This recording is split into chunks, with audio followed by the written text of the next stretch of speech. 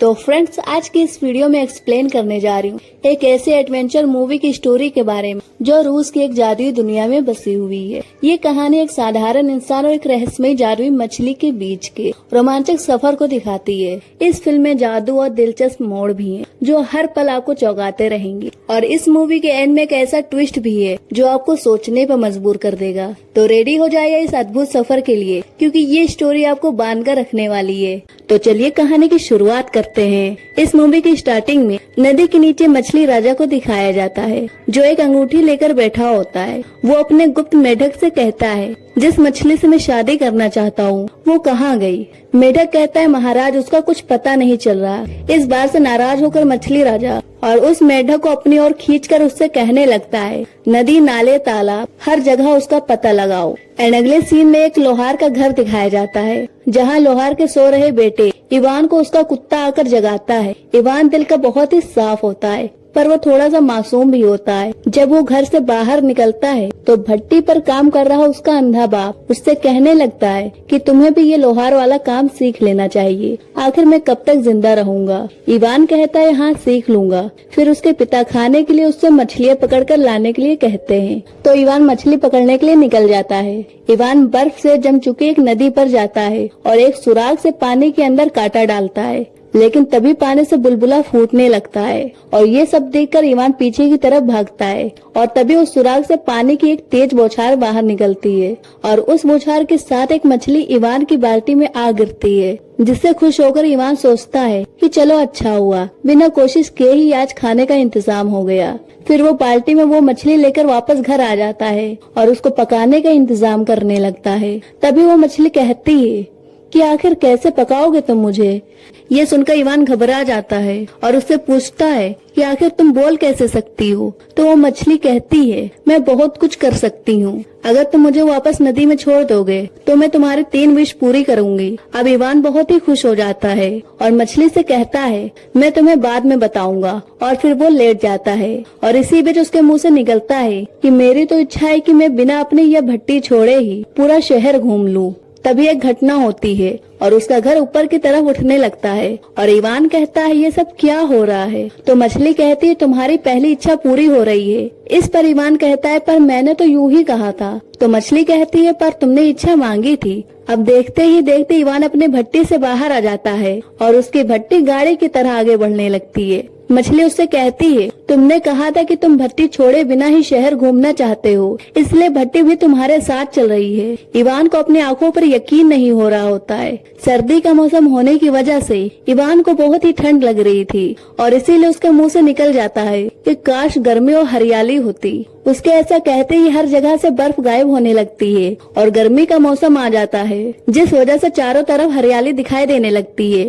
अब मछली उससे कहती है, तुम्हारी 2 इच्छाएं पूरी हो चुकी हैं और अब सिर्फ तुम्हारी तीसरी इच्छा बची हुई है। ये बात सुनते ही इवान उस मछली को बाल्टी में लेकर वहाँ से आगे बढ़ता है और कहने लगता है कि लोग सही कहते कि मैं बेवकूफ हूँ, मैंने अपनी 2 इच्छाएं यूं ही बेकार कर दी। मैं चाहता तो कुछ बड़ा मांग सकता था। इस बात पर मछली कहती है, हर आदमी अपनी सोच के हिसाब से ही चीजों को मांगता है। खैर आगे बढ़ते हैं। कुछ वक्त बाद लुटेरे इवान को रोक लेते हैं और उसको लूटने की कोशिश करते हैं, पर इवान के पास पैसे नहीं होते, तो वो लोग उसकी मछली को ही छीन लेते हैं। लेकिन मौका देकर इवान अपनी मछली वाली बाल्टी को लेकर भाग जाता है, तो वो लुटेरे उसका पीछा करते हैं। बचने का कोई रास्ता न देखकर इवान मछली को नदी में ही छोड़ देता है और उससे कहने लगता है, यहाँ तुम सेफ रहोगी। और ये सब देखकर लुटेरे को बहुत ही गुस्सा आता है और इसी वजह से वो इवान को उल्टा लटका कर वहाँ से चले जाते हैं। कुछ वक्त के बाद वहाँ एक खूबसूरत लड़की आती है। वो रस्सी को खोलकर इवान को नीचे उतारती है। इवान उसके कंधे पर रखा चमकीला मछली वाला स्कार्फ देखकर वो समझ जाता है कि यह मछली वही मछली है। अब इवान उसका नाम पूछता है तो मछली उसे अपना नाम याना बताती है। इवान उससे उसका मछली वाला स्कार्फ ले लेता है ताकि वो भाग ना सके। फिर वो याना से कहता है, अभी मेरी तीसरी इच्छा बची हुई है, उसका इस्तेमाल मैं समय आने पर करूँगा। याना कहती है, अब आगे क्या करना है। तो इवान कहता है, मैं रूस के राजा जार की बेटी से शादी करना चाहता हूँ। याना पूछती कि क्या ये तुम्हारी तीसरी इच्छा है। इवान कहता है कि नहीं, इसके लिए मैं खुद ही प्रयास करूँगा, तुम्हें बस मेरा साथ देना होगा। याना कहती है, ठीक है। एंड अगले सीन में राजा जारक का महल दिखाया जाता है, जहाँ राजकुमारी नैन्सी की नौकरानी राजकुमारी को बताती है कि इंग्लैंड से राजदूत आ रहे हैं। यह सुनकर राजकुमारी नैन्सी बहुत ही खुश हो जाती है, क्योंकि वो हमेशा से एक अंग्रेज से शादी करना चाहती थी और इसीलिए वो जल्दी से सज संवर कर बैठ जाती है। लेकिन राजा जार अंग्रेजों को बिल्कुल भी पसंद नहीं किया करते थे और इसीलिए वो बिल्कुल भी नहीं चाहते थे कि उनकी बेटी किसी अंग्रेज से शादी करे। कुछ वक्त के बाद इंग्लैंड का राजदूत वहां आता है। वहां राजा को खुश करके उनसे उनकी बेटी के हाथ मांगने के इरादे से आया हुआ होता है और इसीलिए वो राजकुमारी नैन्सी को एक छाता देता है, जिसे देखकर नैन्सी बहुत ही खुश हो जाती है। पर राजा जार को यह सब बिल्कुल भी अच्छा नहीं लगता और इसीलिए वो राजदूत से कहता है कि अंग्रेज हर जगह सिर्फ लूटने के इरादे से आते हैं। इस पर राजदूत कहता है, नहीं महाराज, मैं आपके लिए भी एक ऐसा उपहार लाया हूँ जिसे देखकर आपकी अंग्रेजों के प्रति सोच बदल जाएगी। अब तक इवान और याना भी जार के राज में पहुंच जाते हैं। इधर वो अंग्रेज राजा को एक मशीन दिखाते हुए कहता है कि यह मशीन अपने आप ही संगीत बजा सकती है। अब इसके पीछे की वजह ये है कि राजदूत ने मशीन के अंदर अपना एक आदमी छुपा रखा होता है, जो मशीन का बटन दबाने पर संगीत बजाता था और वहाँ पर किसी को भी राजदूत की चालाकी नहीं पता होती। जब राजदूत मशीन को संगीत बजाकर राजा को दिखा रहा होता है तो इवान याना के साथ महल की 4 दीवारें से ये सब देख रहा होता है। अंदर राजा उस मशीन से भी इम्प्रेस नहीं होता है और राजदूत से कहने लगता है, हमें ऐसी किसी भी मशीन की जरूरत नहीं है। लेकिन यहाँ पर नैन्सी अंग्रेज राजदूत पर फिदा होती है और वो उससे शादी भी करना चाहती है और इसी दौरान राजदूत नैन्सी का हाथ चूमने लगता है और यहाँ पर राजा को समझ नहीं आ रहा होता है कि आखिर वो अपनी बेटी को कैसे समझाए। बट तभी इवान वहाँ भागता हुआ आता है और राजा से कहने लगता है कि आपको राजकुमारी की शादी किसी अंग्रेज से करने की जरूरत नहीं है। मैं आपके लिए कोई ऐसा यंत्र लाऊंगा जो अपने आप ही संगीत बजा सके। ये सुनकर राजा बहुत ही खुश हो जाते हैं, क्योंकि वो भी कोई वजह चाहते हैं जिससे वो राजकुमारी को अंग्रेज से शादी करने के लिए मना कर सके। और इसीलिए राजा इवान से कहने लगता है कि ठीक है, अगर तुम ऐसा कोई संगीत यंत्र ला सकते हो तो तुम जो चाहो मांग सकते हो। इवान कहता है, क्या तब आप मेरी राजकुमारी से शादी कर सकते हैं? तो राजा कहता है, हाँ। राजा की बात सुनकर राजकुमारी चिढ़ जाती है, क्योंकि वो हर हाल में अंग्रेज से ही शादी करना चाहती थी और उसे इवान पसंद नहीं आता और इसी वजह से वो इवान को डराने की कोशिश भी करती है, पर इवान अपनी बात पर कायम रहता है। अब राजा अपने आदमी से इवान को इस खोज पर जाने के लिए नए कपड़े और जूते देने को कहता है, क्योंकि इवान गरीब था और उसने पैर में सिर्फ कटे हुए मोजे पहन रखे थे। और इस बात से इवान बहुत खुश हो जाता है और बाहर आकर वो ये बात याना को बताता है। याना उससे कहती है, ऐसा यंत्र मौजूद तो है पर उसे लाना बहुत ही मुश्किल है। इवान पूछता है कि ऐसा क्यों? तो वो उसे बताती है कि वो वाद्य यंत्र अंधेरे जंगल में एक बिल्ले के पास है और अब तक जो भी उसे लाने गया है वो कभी भी जिंदा नहीं लौटा। इवान पूछता है कि ऐसा भी क्या खतरा है वहाँ? तो याना कहती है, बिल्ले का संगीत यंत्र ऐसा है कि वो अगर खुशी का गाना बजाता है तो इंसान नाचने लगता है और रुकता ही नहीं। फिर जब वो इंसान नाचते नाचते थक जाता है तो बिल्ला उसे खा लेता है और जब वो बिल्ला गम का गीत बजाता है तो इंसान रोते रोते सो जाता है और तब भी वो बिल्ला उसे खा लेता है। और ये सब बात सुनकर इवान कहता है, फिर तो ये बहुत ही खतरनाक काम है, लेकिन मैं ये खतरा उठाऊंगा। और इसी के बाद वो एक थैले में खाने का सामान भरकर याना के साथ उस यंत्र की खोज में निकल जाता है। और इसी दौरान ये दोनों बहुत ही खतरनाक जंगल से गुजरते हुए अंधेरे जंगल के करीब पहुंच जाते हैं। वहाँ याना इवान से कहती है कि यहाँ से आगे तुम्हें अकेले ही जाना होगा। तो अब इवान अकेले ही उस अंधेरे जंगल में जाता है। उस जंगल में चारों ओर लोगों के कंकाल और हड्डियां पड़ी होती हैं। तभी उसे एक बिल्ले की आवाज सुनाई पड़ती है, जो उससे कहने लगता है कि ये कंकाल उन लोगों के हैं जो यहाँ मेरा संगीत यंत्र लेने आए थे। क्या तुम्हें भी वो संगीत यंत्र चाहिए? तो इवान कहता है, हाँ। बिल्ला कहता है, इसके लिए तुम्हें मेरा एक टेस्ट पास करना होगा। अगर तुम मेरे वाद्य यंत्र का संगीत सुनने के बाद भी खुद पर काबू रख पाए तो मैं तुम्हें अपना ये वाद्य यंत्र दे दूंगा। फिर वो इवान से पूछता है कि गम के गीत गाऊं या खुशी के? इवान कहता है, गम के गीत। अब वो बिल्ला गम के गीत गाते हुए अपना वाद्य यंत्र बजाने लगता है। पर हैरानी की बात ये होती है कि इवान को ये गाना सुनने के बाद भी कोई भी फर्क नहीं पड़ता और इवान उस गाने की आगे की लाइनें को गाता है। और ये सब देखकर बिल्ला इवान से पूछता है कि तुम्हें इस गीत की लाइनें कैसे पता है और तुम इस गीत को सुनने के बाद भी दुखी क्यों नहीं हुए? तो इवान इस बात पर कहता है कि मेरी माँ बचपन से मुझे हर रोज ये गीत सुनाती थी, इसलिए मुझ पर इसका कोई फर्क नहीं पड़ता। बिल्ला शर्त हार चुका था और इसीलिए वो इवान से कहता है कि अगर तुम मेरा वाद्य यंत्र ले जाओगे तो मैं तो भूखे मर जाऊंगा। इस पर इवान उसे अपने थैले से निकालकर काफी कुछ खाने पीने को देता है और इससे खुश होकर बिल्ला इवान से कहने लगता है कि इस वाद्य यंत्र के साथ साथ मैं भी तुम्हारे साथ चलूंगा। आज से तुम मुझे अपना दोस्त समझो। और इधर दूसरी तरफ नदी के पास याना इंतजार कर रही थी और इसी बीच उससे मिलने मछली राजा का दूत मेढक आता है। वो उससे कहने लगता है कि मछली राजा तुम्हें हर जगह ढूंढ रहे हैं और इसीलिए तुम उनके पास जाकर उनसे जल्द से जल्द शादी कर लो। याना कहती है उनसे बता दो कि मैं उनसे कभी भी शादी नहीं करूंगी। और इधर इवान बिल्ले और वाद्य यंत्र के साथ वापस आ जाता है और वो याना और मेढक की बात सुन लेता है। अब यहाँ याना इवान से पूछती है आखिर तुम्हें वो वाद्य यंत्र मिल गया? इवान कहता है हाँ। इसके बाद ये दोनों वहाँ से वापस लौटने लगते हैं। रास्ते में इवान उससे कहता है कि तुम मछली राजा से शादी नहीं करना चाहती और इसीलिए तुम वहाँ से भाग आई। याना कहती है हाँ, क्योंकि मैं उसे प्यार नहीं करती। और अगले सीन में हमें राजा जार का महल भी दिखाया जाता है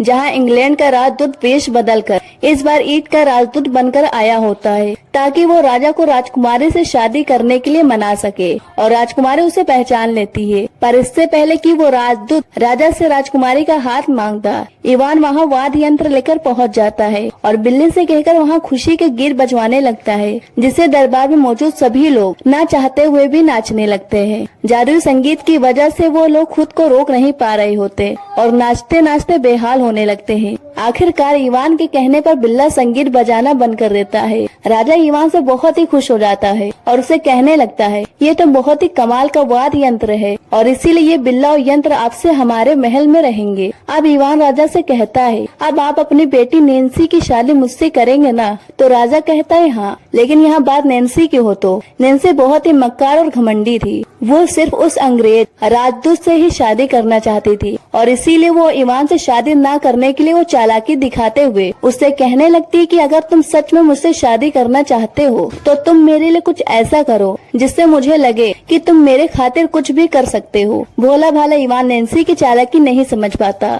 और नैन्सी से कहने लगता है ठीक है, मैं रेडी हूँ, बताओ कौन सा काम करना है। अब नैन्सी उसे एक ऐसा मुश्किल काम देना चाहती थी जिसे वो कभी भी पूरा ना कर पाए और यहाँ कभी लौट कर भी वापस ना आए और इसीलिए वो इवान से कहती है मैं तुम्हें कल उस काम के बारे में बताऊंगी। और फिर इसके बाद इवान याना के पास जाता है। इवान को खुश देखकर याना उससे पूछती है कि राजकुमारी और तुम्हारी शादी तय हो गई क्या? इस बात पर इवान कहता है कि नहीं, उसने कहा है कि अगर मैं उसका एक और काम पूरा कर लूंगा तो मुझसे शादी करेगी। और इधर हमें दिखाया जाता है कि राजकुमारी नसीहत की स्टोर रूम में जाती है और वहाँ अपनी माँ से संपर्क करने वाली कुर्सी पर अपने दुष्ट माँ की आत्मा को बुलाती है। उसकी माँ की आत्मा उससे पूछती है कि आखिर इतनी रात को क्यों बुलाया है? तो नैन्सी कहती है कि मैं उस इवान को कोई ऐसा मुश्किल काम देना चाहती हूँ जिसे वो कभी भी पूरा ना कर पाए और मुझे उससे हमेशा के लिए छुटकारा मिल जाए। तो उसकी माँ की आत्मा उसे एक मुश्किल काम बताती है। अब अगले दिन प्लान के अनुसार राजकुमारी के कहने पर राजदूत राजा को एक मशीन दिखाते हुए कहता है कि इस मशीन में सलाद डालो तो अपने आप ही कट जाती है और फल डालो तो जूस भी अपने आप ही निकल जाता है। और इसके पीछे की वजह ये है कि राजदूत ने इस मशीन के अंदर भी अपना एक आदमी छिपा रखा था जो ये सब काम करता था, पर बाहर सबको लगता था कि मशीन काम कर रही है। राजदूत राजा से पूछता था कि क्या आपके राज में ऐसी कोई मशीन है? इससे पहले कि राजा कोई जवाब देता, अपने माँ के प्लान के अनुसार नैन्सी राजा से कहती है पिताजी क्या इवान कोई ऐसी मशीन या कुछ और ला सकता है जो अपने आप ही खाना परोस दे और अपने आप ही खाना समेट दे? तो राजा कहता है कि ऐसे जादुई मेज पोस्ट के बारे में मैंने सुना तो है पर हकीकत में कभी देखा नहीं। तो नैन्सी चालाकी दिखाते हुए उनसे कहने लगती है कि अगर इवान ऐसा जादुई मेज पोस्ट ले आता है तो मैं उससे शादी कर लूंगी। फिर राजकुमारी शर्त के अनुसार इवान याना के साथ वो जादुई मेज पोस्ट ढूंढने के लिए निकल पड़ता है। रास्ते में याना उसे बताती है कि वो जादुई मेज पोस्ट जॉन और रॉन नाम के दो भाइयों के पास है। कई सालों पहले वो दोनों शहर छोड़कर एक पहाड़ी इलाके में रहने आ गए। दोनों को बैठे बिठाए खाने पीने की चीजें मिल जाती थी और इसीलिए वो लोग आलसी हो गए और खाते खाते उनका शरीर इतना फूल गया कि वो दोनों अब ज्यादा चल फिर नहीं सकते। और इसी तरह वो बात करते करते दोनों एक बुजुर्ग के पास पहुँचते हैं गरीब होने के बाद भी दोनों में बहुत ही प्रेम होता है। वहाँ से आगे बढ़ने पर याना इवान से कहने लगती है कि दो लोग में प्रेम सुई और धागे की तरह होना चाहिए, जिसमें एक के बिना दूसरा अधूरा होता, जैसे कि उस बुजुर्ग पति पत्नी में था। और बात करते करते ये दोनों एक खूबसूरत हरे भरे खेतों के बीच पहुंच जाते हैं और आखिरकार उस पहाड़ी इलाके में पहुंच जाते हैं जहां उन्हें जाना था। वहां ऊंची चट्टानों के बीच भारी भरकम शरीर वाले वो दोनों भाई जादुई मेजपोश लेकर बैठे हुए थे। फिर वो उस जादुई मेजपोश से 56 भोग मांगते हैं। पलक झपकते ही वहाँ ढेर सारा खाना आ जाता है और दोनों भाई छक छक कर खाने लगते हैं। पहाड़ के ऊपर खड़े इवान और याना ये सब देख रहे होते हैं। फिर जब ये दोनों भाई खाते खाते थक जाते हैं तो इवान उनके पास आता है और उनसे मेजपोश मांगता है। ये बात सुनकर वो दोनों भाई बहुत ही नाराज हो जाते हैं और इवान के सर पर एक नारियल मारकर उसे बेहोश कर देते हैं। अब यहाँ पर इवान को उठाने के लिए याना यहाँ पर आती है। वो दोनों भाइयों से कहती है कि एक बार अपना मुंह पानी में देखो। याना के कहने पर जब दोनों भाई अपनी शक्ल पानी में देखते हैं तो वो खुद को ही पहचान नहीं पाते, क्योंकि इतने सालों में खा खा कर दोनों जानवरों के जैसे हो गए थे। खुद को इस तरह देखकर दोनों भाई बहुत ही सैड हो जाते हैं और याना से कहते हैं कि हमें कोई तरीका बताओ जिससे हम लोग पहले जैसे हो सके। और याना इस बात पर कहती है सबसे पहले तो तुम दोनों को इस जादुई मेजपोश से छुटकारा पाना होगा ताकि तुम लोग का आलस छूटे और तुम लोग मेहनत करके सीमित खाना खाओ। ये सुनकर वो दोनों भाई याना से कहते हैं कि तुम सही कह रही हो और इसीलिए तुम इस मेजपोश को ले जाओ। अब याना उस मेजपोश को लेकर वहाँ से निकलती है और अब तक इवान को भी होश आ जाता है। मेजपोश मिल जाने से वो बहुत ही खुश हो जाता है। वापस लौटते वक्त रास्ते में इवान फूलों के बगीचे से राजकुमारी को देने के लिए फूल चुनने लगता है तो याना उससे कहने लगती है कि तुम्हें अब तक समझ नहीं आया कि नैन्सी तुमसे शादी नहीं करना चाहती। वो जानबूझकर तुम्हें इतना मुश्किल काम दे रही है जिसे तुम पूरा ना कर सको और उसे तुमसे छुटकारा मिल जाए। लेकिन इवान दिल का साफ होता है और इसीलिए वो याना से कहता है कि ऐसा नहीं है। अब इवान याना का हाथ पकड़कर उसे बताता है कि वो किस तरह राजकुमारी को प्रपोज करेगा। उसकी अच्छाई और मासूमियत देखकर याना को भी इवान से प्यार हो जाता है, लेकिन वो उसे जताती नहीं है। उधर जार के महल में राजकुमारी और रात दो रंगरेलियां मना रहे होते हैं, क्योंकि उन्हें लगता है कि इवान अब कभी भी लौटकर वापस नहीं आने वाला। लेकिन इसी दौरान वहाँ पर इवान लौट आता है। वहाँ के लोग उसके सफल होने पर उसका जोरदार स्वागत करते हैं और बहुत ही खुशी मनाते हैं। और ये सब देखकर राजा कहता है देखो जनता की नजर में अब वो एक हीरो बन चुका है, सब उसे पसंद करने लगे हैं। लेकिन नैन्सी को ये सब बर्दाश्त नहीं हो रहा था, क्योंकि वो किसी भी हाल में इवान से शादी नहीं करना चाहती थी और इसीलिए वो फिर से स्टोर रूम में जाकर अपनी माँ की आत्मा को बुलाती है और उनसे पूछती है कि अब मैं क्या करूँ। तो उसकी दुष्ट माँ उसे फिर से एक खतरनाक योजना बताती है। अगले दिन दरबार में सभी की उपस्थिति में याना राजा से कहती है कि मैं इससे शादी करने के लिए रेडी हूँ, बस मैं ये चाहती हूँ कि शादी के लिए मुझे मेरी माँ का आशीर्वाद मिल जाए। इसीलिए इवान को अंधेरी दुनिया में जाकर इस शादी के लिए मेरी माँ की आज्ञा लेनी होगी। ये बात सुनकर राजा समझ जाता है कि उसकी बेटी शादी न करने के लिए ये सब मुश्किल काम इवान को दे रही है, क्योंकि अंधेरी दुनिया में जिंदा जाना असंभव है। इस बात से राजा और इवान दोनों मायूस हो जाते हैं, लेकिन इवान इस काम के लिए भी हाँ कर देता है। और इसी के बाद हमें दिखाया जाता है कि इवान याना के पास आता है। याना उसे कहती है कि उस जगह जिंदा जाना मतलब मौत के मुंह में जाना,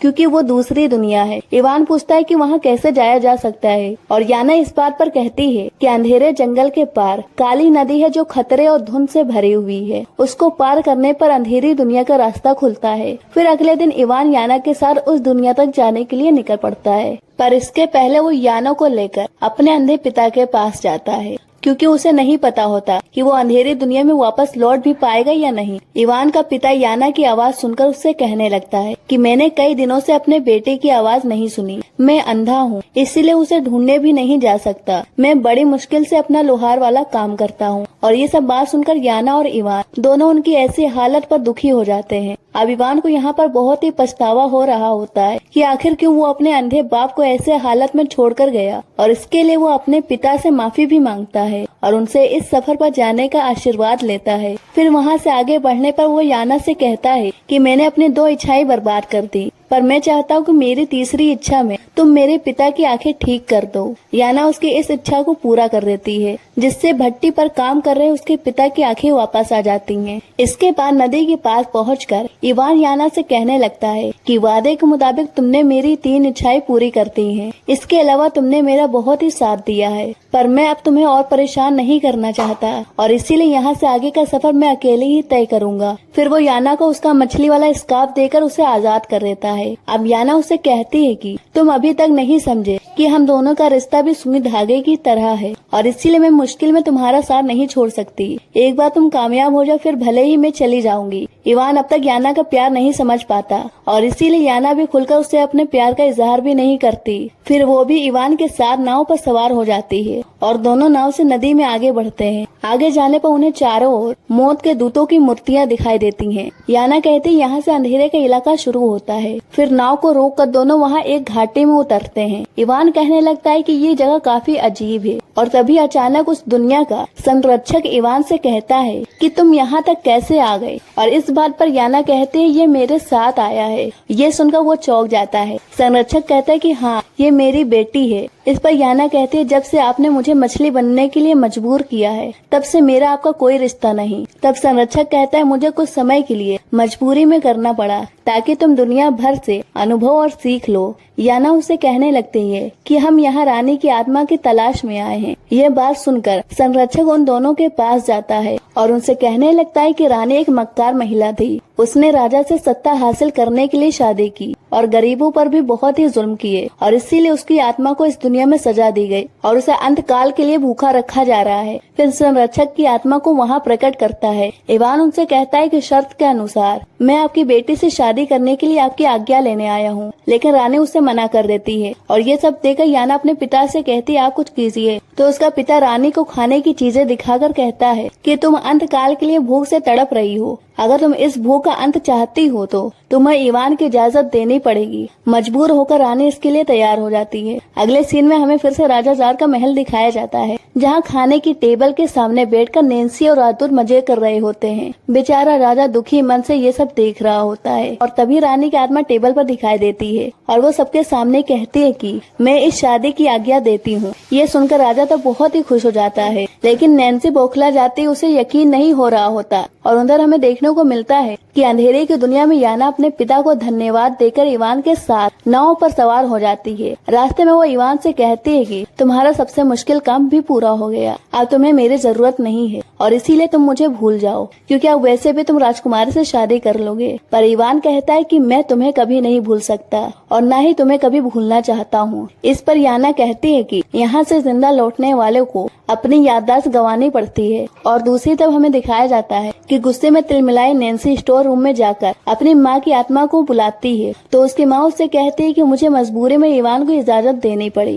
क्योंकि मुझे मजबूर किया गया था, पर मेरे पास एक ऐसी जानकारी है जिससे तुम्हारी सारी प्रॉब्लम दूर हो जाएगी। नैन्सी पूछती है कि कौन सी जानकारी है। उसकी माँ कहती है कि इवान अकेला नहीं है, अब तक उसने जितने भी कारनामे किए हैं उन सब में उसकी मदद एक जादुई मछली ने की है। और तुम्हें तो पता है ना कि हमारे राज्य में जादू के इस्तेमाल पर मौत की सजा दी जाती है। नैन्सी कहती है अब मैं समझ गई। और इधर नदी में आगे बढ़ते हुए सुबह हो जाती है और जब इवान की आँख खुलती है तो उसकी नाव नदी के किनारे आ चुकी होती है, लेकिन याना से जुड़ी उसकी सारी याददाश्त जा चुकी होती हैं। और इसीलिए वो याना से पूछता है कि तुम कौन हो। और इस बात पर याना कहती है कि मैं बस एक नाव चलाने वाली हूँ। फिर वो नाव से उतरकर वहाँ से जाने लगता है, पर उसे कुछ ऐसा महसूस होता कि वो कुछ भूल गया है। इसके पर वो नैन्सी के पास पहुंचकर उससे कहने लगता है कि मैंने तुम्हारे सारे काम भले ही पूरे कर दिए, पर अब मुझे किसी और से प्यार हो गया, लेकिन पता नहीं क्यों मुझे कुछ भी याद नहीं आ रहा कि वो कौन है। तो नैन्सी उससे कहती है क्या सारे मुश्किल काम तुमने अकेले ही पूरे कर दिए। इवान कहता है कि नहीं, किसी ने हर बार जादू से मेरा साथ दिया है, पर मुझे याद नहीं आ रहा कि वो कौन सा जादू है। और इधर नैन्सी सैनिकों से कहती है सुना तुम लोगों ने, इसने जादू तोड़ने की मदद ली है और हमारे राज्य में इसकी सजा मृत्यु दंड है। इवान इस बात से हैरान हो जाता है कि जिसके लिए उसने अपनी जान जोखिम में डालकर इतना सब कुछ किया वो उसके साथ इस तरह कर रही है। अब अगले दिन इवान की आंखों पर पट्टी बांधकर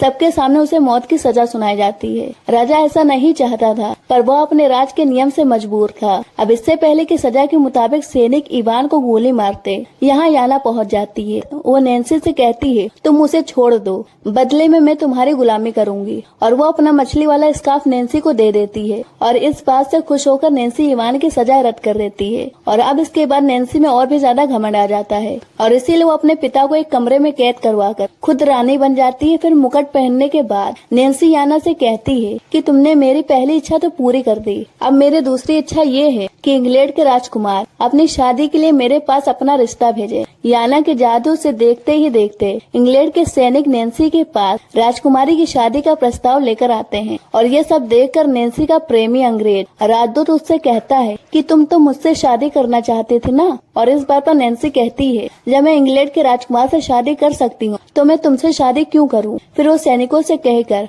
उस राजदूत को महल से झाड़ू पोछी के काम पर लगा देती है। और दूसरी तरफ वहाँ से बाहर निकाला जा चुका इवान हर जगह पर भटक रहा होता है जहाँ वो याना के साथ गया हुआ होता है, पर उसे कुछ भी ठीक से याद नहीं आ रहा होता। फिर जब वो रात में अपने पिता के पास आता है तो वहाँ जॉन और रॉन दोनों भाई भी आए हुए होते हैं। दोनों मेहनत करने की वजह से सामान्य शरीर के हो चुके होते हैं। इवान का पिता उससे कहने लगता है कि पिछली बार तुम यहाँ पर याना के साथ आए थे, और इसी वजह इवान की नजर जॉन के हाथ में पकड़ी हुई सुई और धागे पर पड़ती है, जिससे उसे याना के साथ बिताए हुए सभी पलों की याद आ जाती है और उसे याना की सुई और धागे वाली बात भी याद आती है। अब वो अपने प्यार को पाने के लिए निकल पड़ता है और उसकी मदद के लिए उसके पिता भी जॉन और रॉन के साथ अपनी भट्टी लेकर निकल पड़ते हैं। ये लोग भट्टी ले जाकर महल का गेट तोड़ देते हैं। वहाँ इवान याना से कहता है कि मुझे सब याद आ चुका है, मैं तुम्हारे प्यार को समझ नहीं पाया, पर अब मैं तुम्हें ले जाने के लिए आया हूँ। और ये सब देखकर नैन्सी इवान से कहती है, अब ये मेरे गुलाम है। इवान अपने पिता तथा रॉन और जॉन के साथ नैन्सी के सामने खड़ा हो जाता है और कहने लगता है कि इसे आजाद कर दो,